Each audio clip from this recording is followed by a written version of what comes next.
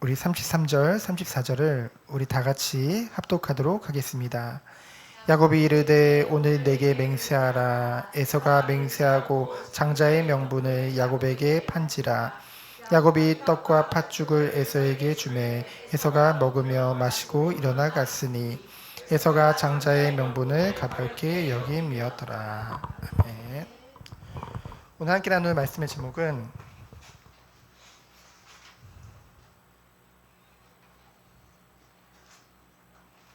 나의 중심은 어디를 향하여 있는가 입니다. 나의 중심은 어디에? 그래서 우리 본문 말씀 창세기 25장 33절부터 34절까지를 우리가 함께 봤습니다. 여러분들은 구원받은 하나님의 자녀인 줄 믿습니다. 근데 이 구원은 쉬운 것 같으면서도 어렵습니다. 왜 어렵냐면은 하나님께 택함을 받아야 되거든요. 근데 이것은 말 그대로 하나님의 주권입니다. 그래서 어려운 말로 예정이란 말을 쓰죠. 하나님이 우리의 구원을 예정하셨다. 선택받은 자를 말하고 있습니다. 그리고 성경에는 선택받지 못한 자, 유기했다고 하거든요. 버려졌다는 뜻입니다. 그런 자들에 대해서도 나옵니다. 그래서 구원은 하나님의 선택이요 예정이라는 거죠. 반대로 유기당하는 사람도 있습니다. 그러면 이렇게 물을 수도 있어요.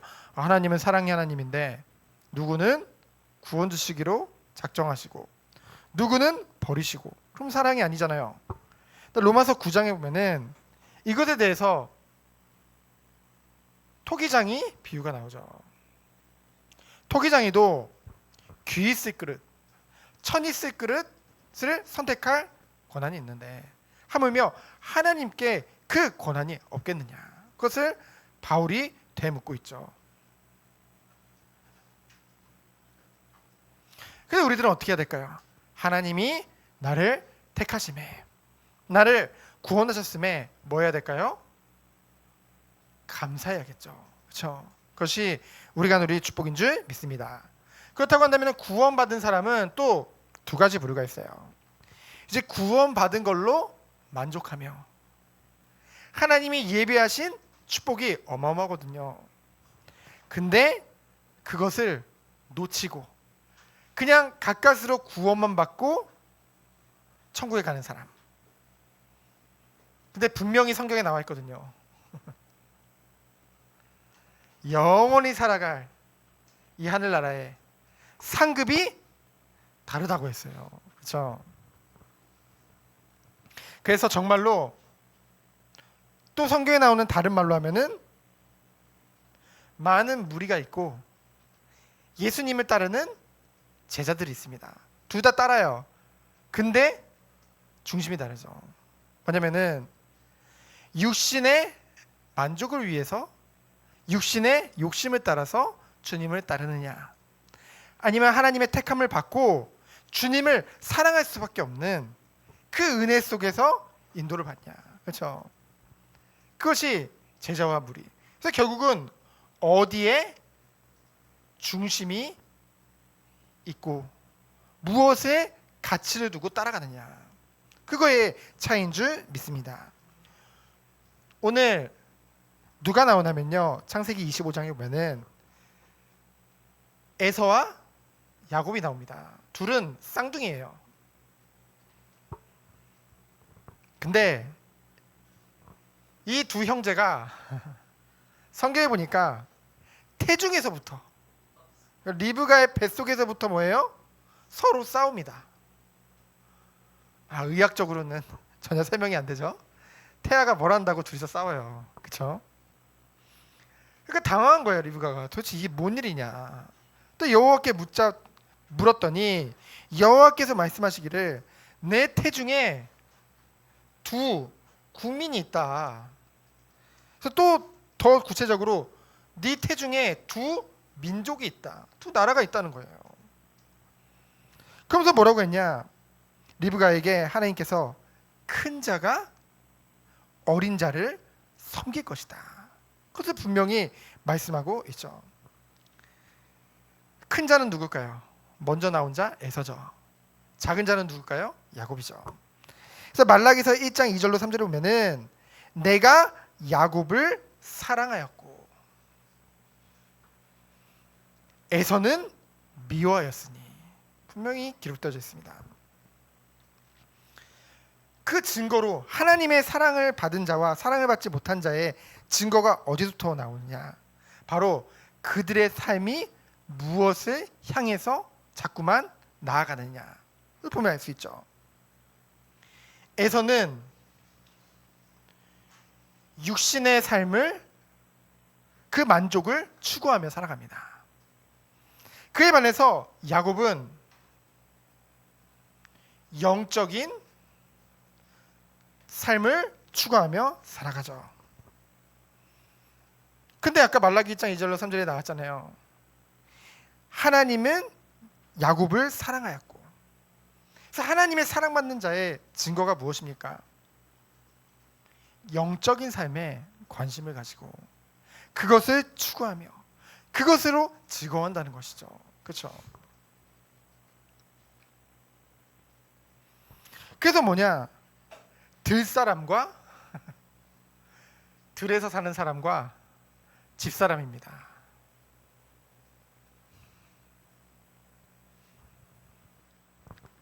성경에 보면은 27절로 28절에 보면은 야곱은 사냥에 익숙한 사람이라고 했어요.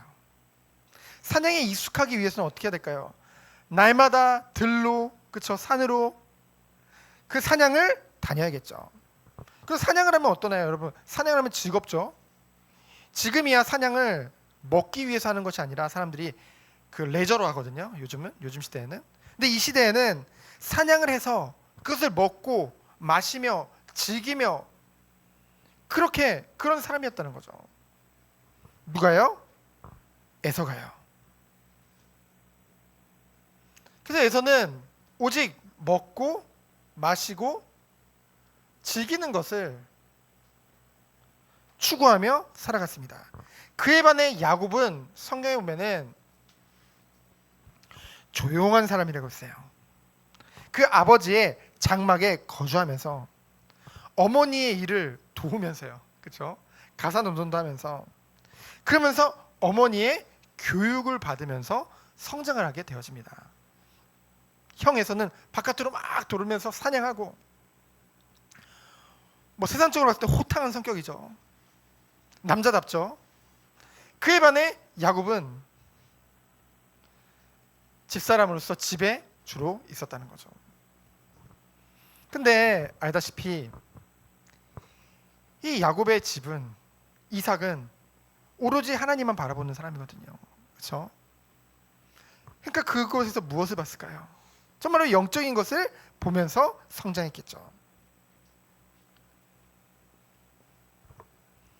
그래서 결국은 이 둘의 특징을 통해서 우리는 무엇을 알 수 있냐? 바로 우선순위를 알 수 있습니다. 하나님의 은혜를 받은 자는 어느 곳에 우선순위를 둘 수밖에 없냐?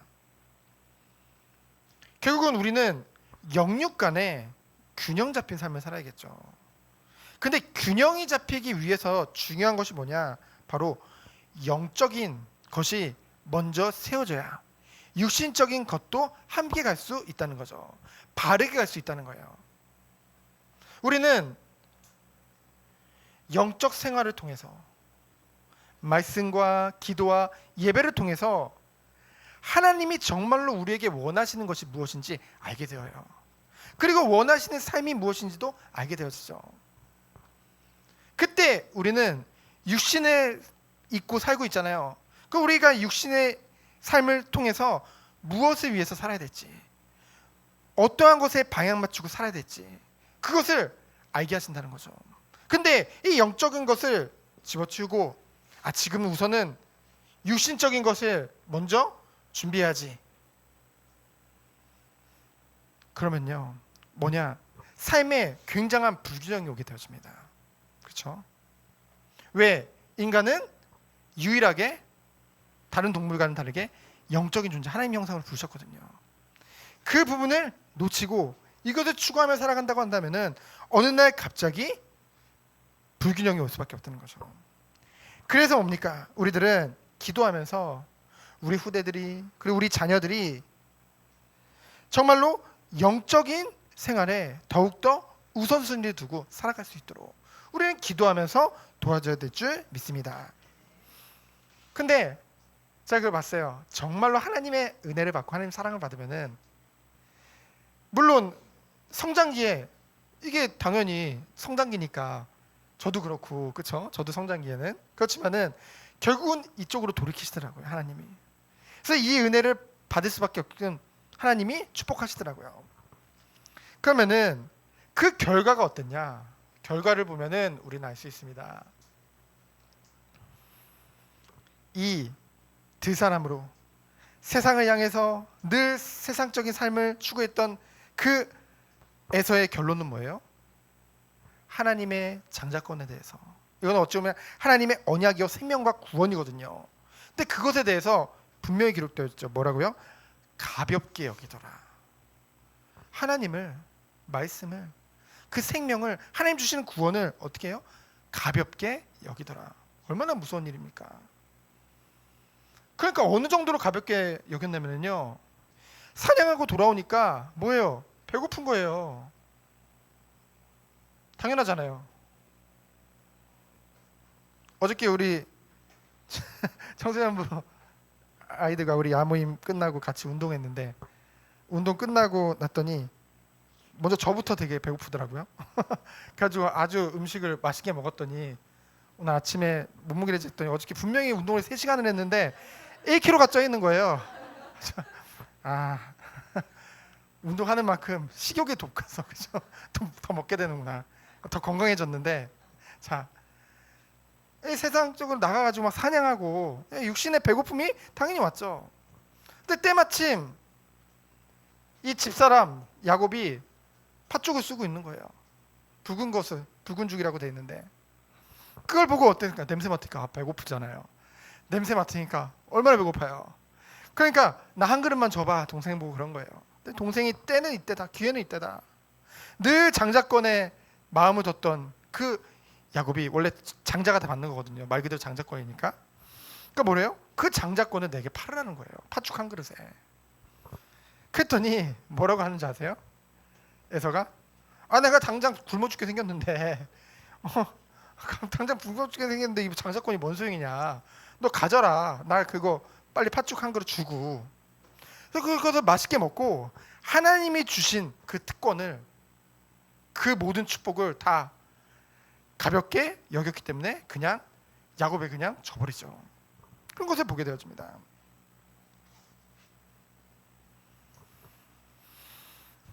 하나님이 주신 모든 특권, 여러분이 자녀라는 사실은요 굉장한 축복입니다.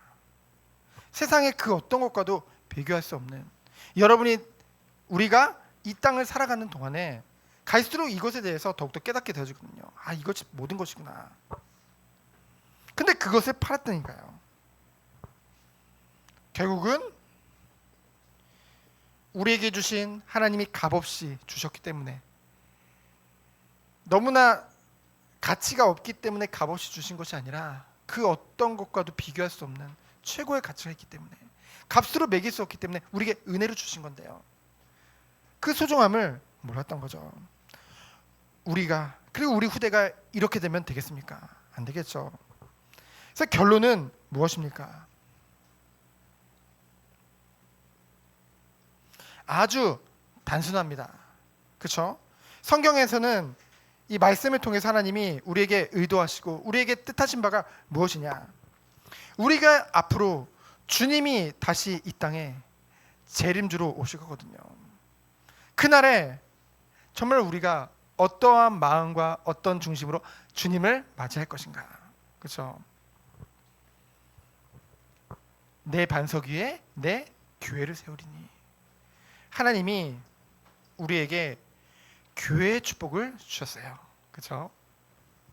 그래서 우리가 정말로 세상 중심으로 살아갈 것이냐, 교회 중심으로 살아갈 것이냐, 너무나도 중요합니다.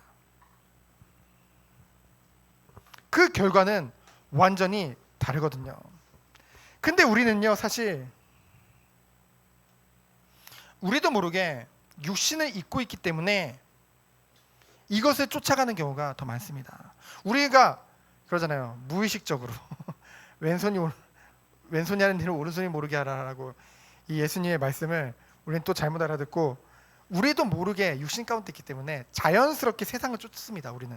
그렇죠? 그래서 하나님께서는 분명히 말씀을 통해서 우리에게 싸우라고 하셨어요. 영적 싸움을 싸우라고 했죠.